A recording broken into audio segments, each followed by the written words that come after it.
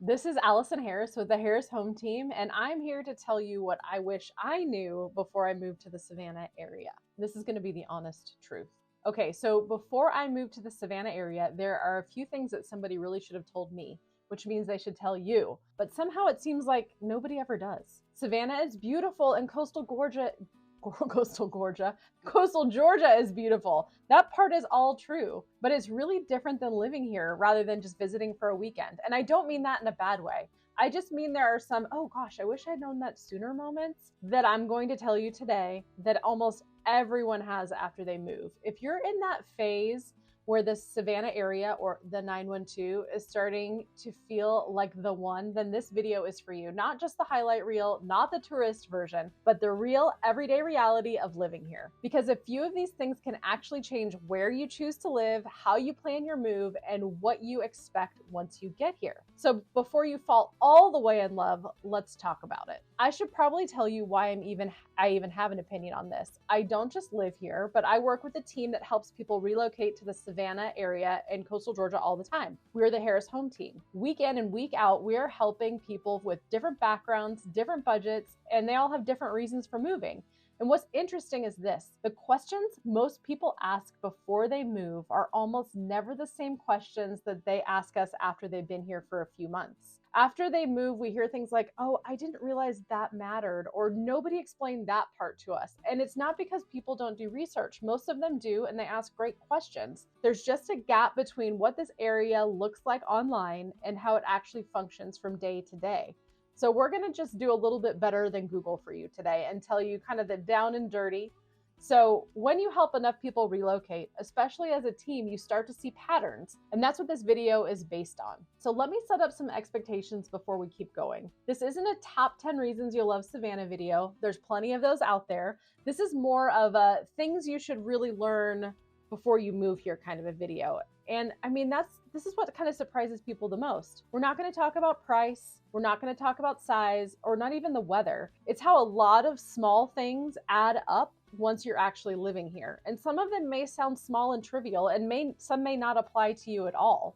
But for the right person, one or two of these and having information around one or two of these can make a big difference in how happy you are here and whether you choose to live here or somewhere else. I'm not trying to talk you in or out of moving here. Coastal Georgia is amazing for the right person, and it's probably just okay for the wrong one. The goal here is clarity before you pack the boxes. So the Savannah area is actually kind of small, but it's not simple. On a map, everything looks close. So we've got Savannah, the islands, that includes Tybee Island, which is where you can find the beach. And then we have, some more suburban areas and then even some rural areas. So this area is shaped by waterways, and waterways sort of change everything. Bridges matter, railroad tracks matter, and a lot of places there's really just one road in and one road out. Okay, so a perfect example of this is Highway 80. That's the road out to Tybee. Locals call it Tybee Road, and on a normal day, it's perfectly fine. But if there's a wreck, a thunderstorm, or a king high tide, that means an extra high tide, and those happen a couple times a year, things can slow down fast. In certain situations, it can become temporarily impassable, and Tybee isn't the only place like this.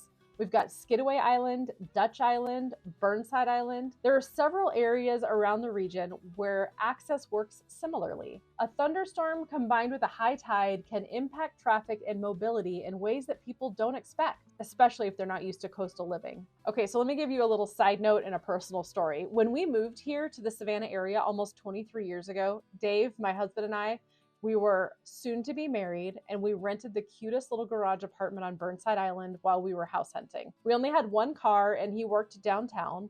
We fished off the dock every night, and it was honestly enchanting.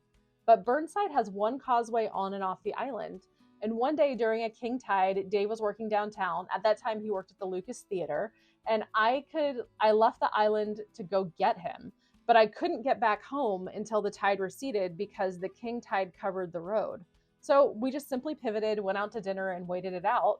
And that's coastal living in a nutshell. You adapt, you adjust, and for most of the time, it's just part of the charm. So, okay, The next thing this leads right into is flood zones. This comes up a lot in the Savannah area, and for people coming from inland cities, they can really sound intimidating. But here's the honest truth. Being in a flood zone does not automatically mean that your house is going to flood. So flood zones here are largely about elevation, the topography of the area, proximity to waterways, and then it also has a bottom line effect on your insurance. So these homes that have been here for decades, even centuries, that sit in flood zones, many of them have never taken on water. In fact, most of them haven't.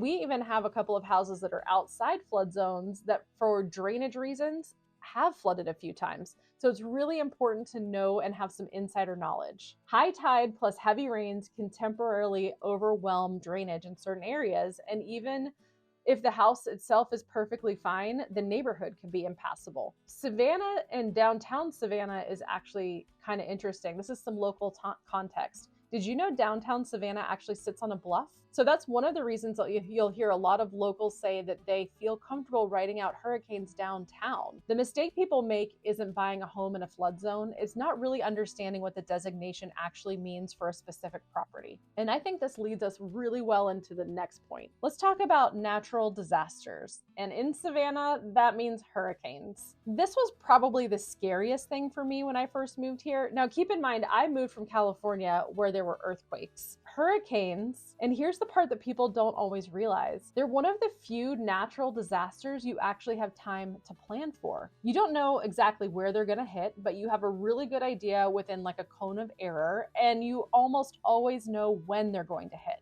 And so just so you know how often they're a problem, I've lived here for 22 years, and in that entire time, we've evacuated twice. So from a housing standpoint, some areas are more prone to damage than others, and that's often based on the proximity to rising water and not just wind. The most important thing to do is listen to local emergency management, follow their guidance, and be prepared. Different regions deal with different natural disasters. Personally, I would feel much more comfortable with something where I have a few days heads up and a clear plan. And I know that sounds like a lot, but once you've lived here, most of that hurricane stuff just fades into the background. Locals don't think about it every day, it just becomes a part of life. So let's talk about humidity. So let's talk about how humidity can change how you live and how your home ages and how your home operates. So a lot of people tell me that they hate humidity or they're really nervous about the humidity. So honestly, I thought I would hate it too. And actually, I love it, but I am in the minority. I love how it makes my skin feel. I just really like how it feels, and I like being in the humidity. In fact, you're going to see me sitting outside in the humidity much more than most people. So maybe you'll be lucky like me and actually like it. But here, your air conditioning manages the moisture in your home as much as the temperature. So sometimes we're running our AC to keep the moisture out of the air, not just for the temperature. So this means that proper HVAC sizing, airflow, your crawl space, and even your attic, they all matter more than most people expect. You can even have issues with humidity affecting your exterior painted surfaces. They can develop mildew over time. That's perfectly normal here. We get our house washed usually once a year, and I usually wash my front door a few extra times just to make it look extra good. It takes maybe 15 minutes, but it really makes a huge difference. And once you understand this, it all just becomes routine. But let's talk about the other reason we power wash our houses. It's because of pollen. So allergies really show up here. I did not have allergies before moving to Georgia, and then once I moved here, I suddenly did. This is for a couple of reasons. Coastal Georgia has a long growing season. So we have lots of tree pollen in the spring, grasses in the summer, ragweed in the fall, and mold spores. Bleh, I can't speak. Mold spores thanks to humidity. Locals in the spring, we all joke about the great pollinating. It's this green-yellow dust that covers almost everything in the spring. It's mostly pine pollen, but there's also some oak, birch, and sweet gum. And the good news is, once you understand what's triggering it, it's manageable. And also we have really excellent allergists here who will help you navigate this, because this is a reoccurring problem. But just remember, do not power wash your house until the great pollinating is over. And that leads me to bugs. Yeah, bugs. I wish that this wasn't a problem, but of course it is. People talk about really two different kinds of bugs here. So you've got mosquitoes, gnats, no-see-ums. Those are annoying. They're really only out at dusk and if the air is really still. So you can run a fan or come in after it gets dark, or right at dusk, you may want to not be outside, especially near marshes and waterways. But here's what people don't always hear. They're very manageable, bugs are, with a little bit of prevention. And most homeowners have the exterior of their home treated every other month. So you can have them treated for gnats and mosquitoes, but you can also have them treated for other things like palmetto bugs and cockroaches and all of that, which, by the way, those are not the same things. They look the same, they're not the same. You can ask any local. So there are also natural options. And so once pests are under control, there's usually no need to spray the inside of your house at all. I have my house sprayed every other month and the exterior only, and I can go into that a little bit more. The other thing I'll tell you is that flea and tick prevention for your pets is just a part of life here. It's essential. The first time I ever saw a palmetto bug, I called the exterminator the next day.